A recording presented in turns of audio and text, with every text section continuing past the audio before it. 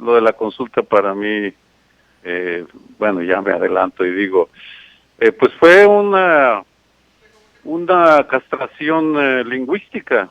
Le dan una consulta, pero le castran la pregunta, con lo cual la hacen estéril o le esterilizan políticamente. Esa sería mi opinión. La Corte se fue por lo seguro, no le dijo que no, pero le dio el avionazo lingüístico. Esa sería mi opinión sobre la consulta, en unas cuantas palabras. Bien, le quitó el filo también, es lo que me decía Meyer hace unos momentos. Le quitó Sí, la fuerza, la vamos. fuerza, exactamente, el filo. Eh, Claro, sí. Doctor, pues vayámonos a ver, dígame qué fue lo que presentó ayer Alfonso Durazo, cómo lo vio y qué fue lo que le dijo, porque es la primera vez en 2 años que habla del tema. Alfonso Durazo viene como candidato a gobernador. Entonces viene, y bueno, o sea, aquí siempre se ha visto como el líder indiscutible de Morena en el estado, pero se hablaba de que Ana Guevara pueda venir o no, pero él se destapó ahí, doctor, ¿en medio de qué? ¿Qué presentó? Mire, vámonos por partes. Sí, Son dos partes, diríamos. La primera, que fue una presentación de 42 láminas sobre su balance de 2 años metido como responsable de la seguridad. Eh, Casi 2 años. Entonces, la tesis fue de que su tesis central fue de que mejoran los índices numéricos, luego voy a las excepciones que vale la pena comentar, y muestra una gráfica tras otra en donde señala aquellos delitos en los que sí es evidente que numéricamente o se estabilizan o tienen un descenso ligero. Desde esa perspectiva se validaría su tesis. Hay, tuvo en su análisis dos omisiones que vale y tres omisiones que están interrelacionadas. Primero, no se refirió abiertamente al peso que tiene Estados Unidos, eso no lo incluyó. Segundo, no ponderó el peso de la pandemia en en lo que está pasando, en lo que pasó con la seguridad este año, porque una incógnita para los analistas es saber cómo afectó el coronavirus, el hecho que se haya retraído la actividad económica y que nos hayamos encerrado un buen número de ciudadanos en nuestras casas, cómo influyó en los índices de seguridad y delito. Y tres, no profundizó en dos de las variables en donde sí hay aumento. Uno, los feminicidios, ahí sí hay un incremento notable, y dos, en los delitos del crimen organizado. Importa porque aquí yo haría una asociación muy rápida, porque si suben los feminicidios, eso nos está diciendo que sube la violencia doméstica o intrafamiliar, posiblemente, y que eso se asocia con el hecho de que haya habido un encierro forzado que exacerba las tensiones al interior del hogar de manera natural. Ahora, es evidente que fue no quiero ser injusto, porque fue notable el manejo del tema. Realmente cuando hablé por primera vez con Alfonso Durazo, cuando lo presentaron en enero del 2018 como futuro encargado de la seguridad, a la fecha ha dado un brinco enorme en su comprensión del fenómeno. Entonces, no puedo decir si estas omisiones se deban a falta de tiempo. Se tomó solo 20 minutos para hacer su presentación, o bien que son variables que no consideró. En todo caso, fue una presentación razonablemente sólida. Lo que le ofrezco a usted y al auditorio, que terminando le envío la presentación que dio Alfonso Durazo, nos la envió al colegio, y pues para que la suban a su página y la tengan a disposición de quien quiera verla, para consultar o cotejar su análisis sobre su responsabilidad como secretario de Seguridad Pública y de Seguridad y Prevención Ciudadana.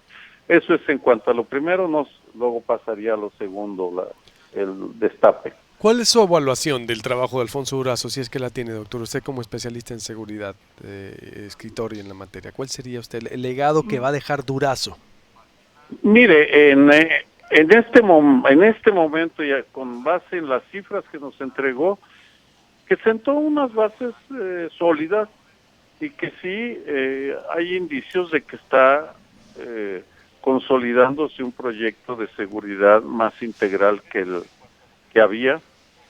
Hay un área en la cual él no es responsable directamente, que es la de prevención, y que nos lleva al tema de la enorme inversión social en becas de todo tipo, subsidios a los más pobres, que supone que si hay becarios no hay sicarios. Es una hipótesis que no se ha podido probar porque han pasado poco tiempo, pero dentro de su esfera de competencia yo creo que ha hecho un trabajo sólido, hasta donde ha podido o lo han dejado las circunstancias. Con sus gazapos, el Culiacanazo, por ejemplo, fue uno muy grave, pero ahí está. Chihuahua, que me parece que es inaceptable secuestrarla, el tema de seguridad debería estar fuera totalmente del tema, pero dicho esto, el balance para mí es positivo. Un balance positivo. ¿Qué sentó las bases, dice usted, de un modelo de seguridad? ¿Qué seguiría entonces? ¿Él sentó o que con otra forma? ¿Qué seguiría al que viene o hacia dónde iría? Bueno, depende de qué sucede con el próximo secretario de Seguridad, cómo va, qué tantos cambios vaya a haber. Aquí hay un enigma, Luis Alberto. En un momento de la presentación o del diálogo, él presume de que él es el secretario técnico del Gabinete de Seguridad Nacional y solo ha faltado 2 días en los 400 y tantos sesiones que ha tenido, pero presumió de que el presidente ha estado en todas las reuniones. Aquí mi pregunta es la presencia inédita de un presidente en las reuniones de gabinete de seguridad diarias, inédito también, ¿le dará continuidad al proyecto o no? Lo ignoro, quiero suponer que sí. Desearía que así fuera, pero ignoro qué tanto peso tendrá la mano de Durazo en la estrategia de seguridad. En todo caso, sea por la confluencia de sus méritos, sea por la presencia cotidiana del presidente, por la mayor eficiencia operativa de la Marina, el Ejército, sea por la gradual aparición de la Guardia Nacional como nuevo actor, pero pues ahí están las cifras que... ¿Ya tiene el documento o se lo envió? No me dijo nada. No lo tengo. Se lo envió en unos minutos. Cuando terminemos, lo tiene para que lo distribuya como cortesía del Colegio de México para los ciudadanas de Sonora. Bien. Entonces, para usted, entonces, en síntesis, dice, Alfonso Durazo sentó las bases sólidas de un modelo de seguridad, hizo un buen trabajo, es un balance positivo. Doctor, vamos entonces a lo que le comentó. Bueno, ahí, porque ahí me llamó la atención. ¿Quién lo destapó? Le dijo. Entonces, porque veo que lo criticaron. ¿Por qué, si estás como secretario de seguridad, vienes como candidato a gobernador o algo así? No recuerdo la pregunta. ¿Quién se la hizo, doctor? Mire, primero, déjeme hablar de la forma en que lo hizo. Uh-huh. En realidad, donde dice primero que se va de candidato a Sonora, o aspira a ser candidato de Morena, fue en una reunión, no sé si presencial o virtual, con el club de la Universidad de Harvard, en México. Ahí fue donde fue más explícito. Nosotros, cuando empezó el seminario a las 10 de la mañana, hora de México, ignorábamos lo que había dicho. Entonces viene la pregunta, si mal no recuerdo, del profesor Carlos Pérez Ricard, egresado del colegio y profesor del CIDE, que le lanza la pregunta así abierta, y entonces él dice, bueno, mi corazoncito está en eso, mi carrera, mi formación, mi vocación, pues, y mi corazoncito están en Sonora. En el colegio no dijo abiertamente me voy de candidato, pero era en respuesta.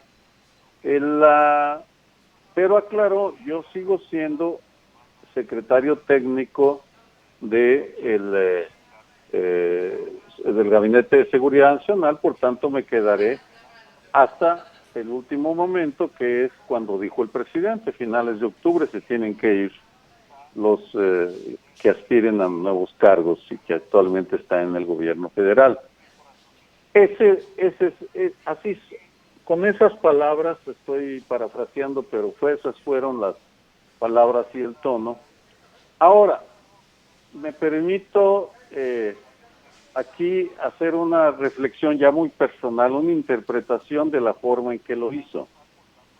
Elige dos instituciones, una extranjera, en donde se educó Carlos Salinas de Gortari, ahí hizo sus estudios de doctorado.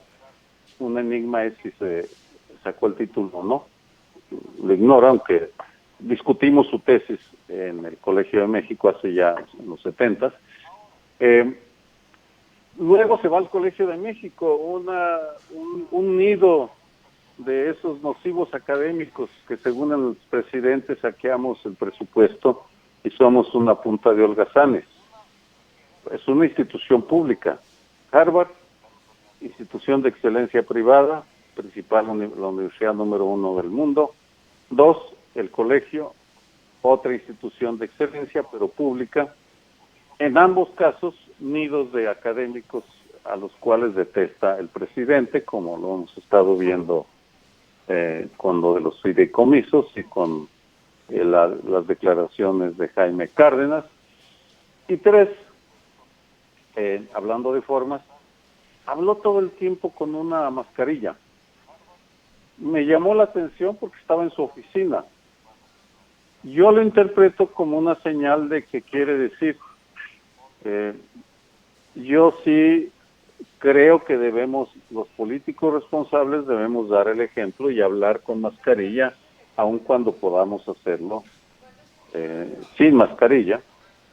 Yo estaba sin mascarilla, estaba en mi oficina, en mi casa, así que eso para mí, junto con el lenguaje corporal, la entonación de su voz, quiere decir, fue un mensaje, sí, me aspiro a la candidatura, me iré cuando me pueda ir y seré un candidato que se diferencia, puso una rayita sutil, como la pone Claudia Sheinbaum también, que cada que puede, cuando está con el presidente sin máscara, cuando está fuera en todos lados con máscara.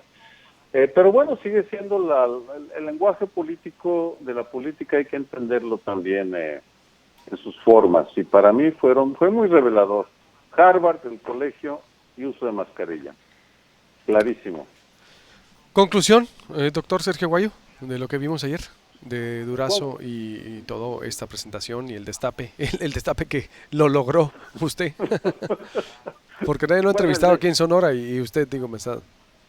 Bueno, yo nada más, mire, es que siempre lo he tratado con respeto a él, a todos los que van de cualquier... Y se sienten cómodos porque el colegio es una institución muy respetuoso de quienes reciben. No agrede, hacemos preguntas duras pero claras.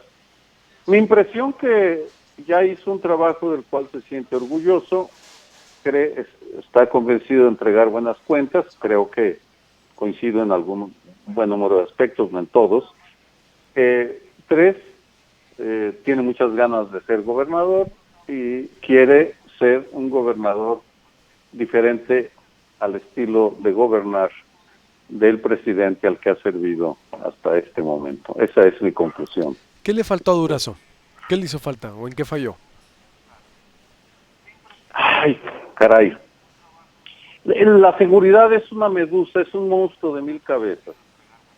Y me parece, es como cuando se pregunta, un guerrillero denunció a sus compañeros bajo tortura. ¿Es responsabilidad del guerrillero por falta de valentía? Estoy hablando de la guerra sucia que afectó Sonora. O simplemente pues las circunstancias se lo impusieron.